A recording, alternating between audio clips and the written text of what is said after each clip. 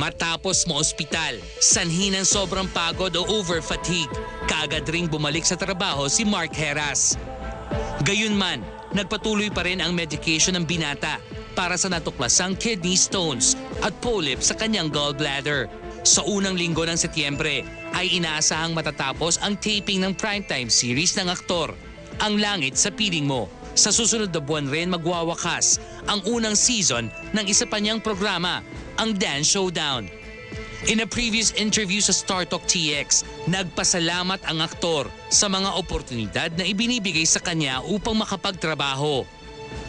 Ngunit katulad ng ordinaryong tao, may mga pagkakataong kailangang ipahinga ang katawan upang mabawi ang nawalang lakas. Sa napipintong pagtatapos ng Langit sa Piling Mo, totoo kayang plano munang magpahinga ng aktor? Babalik pa kaya siya sa Party Pilipinas kung saan maraming tagahanga na rin ang nakakamiss sa kanyang pagsasayaw?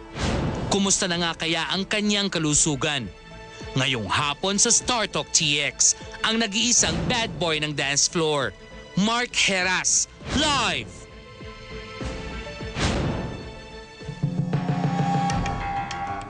Mga kaibigan, ang kasama ko po ngayon ay hindi ko lang kapuso. Ito po ay kabato ko rin to, kabato. Meron din ako niyan eh. Okay, kumusta na Mark? Kumusta na yung health mo? May nararamdaman ka pa bang pain? Alam mo, masakit yan sa iba eh.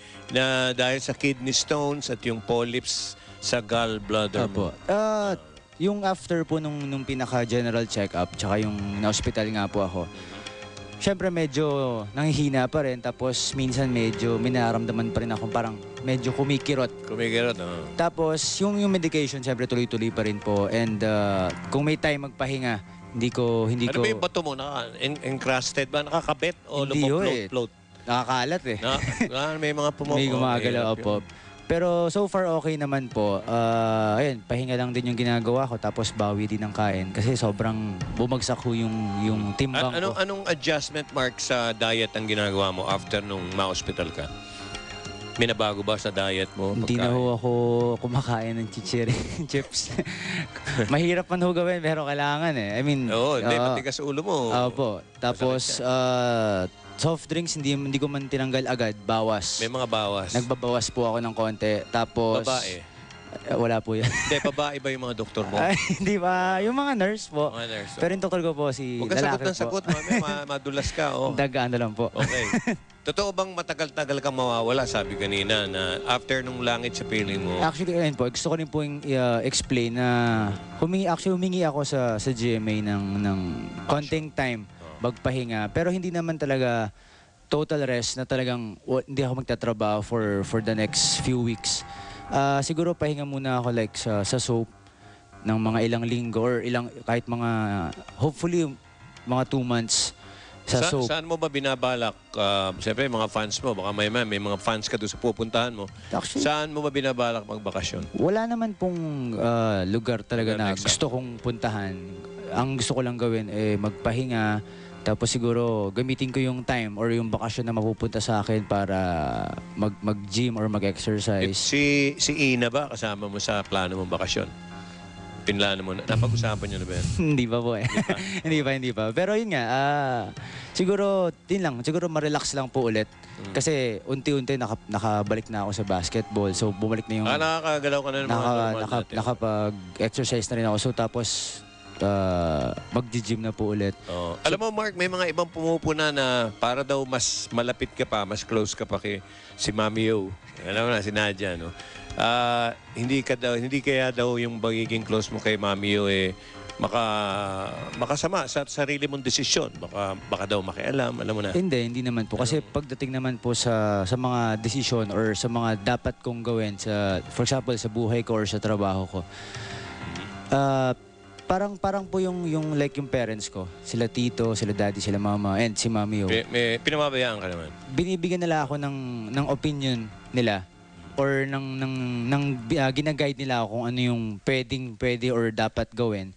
Pero syempre po, nasa akin pa rin naman yung huling desisyon kung ano yung dapat kong gawin. Kung ano yung dapat kong isipin or dapat kong pagdesisyonan. Siyempre, buhay mo pa Opo. rin yan. Ayan. At marami na nakakamiss sa'yo sa, alam mo na, sa dance floor, lalo na sa Party Ako rin po, Pilipinas. namimiss ko na sumayaw. Kanina, nabanggit din. Namimiss mo rin eh. Namimiss ko rin po. Ano sumayaw. bang masasabi mo sa mga fans mo sa Party Pilipinas?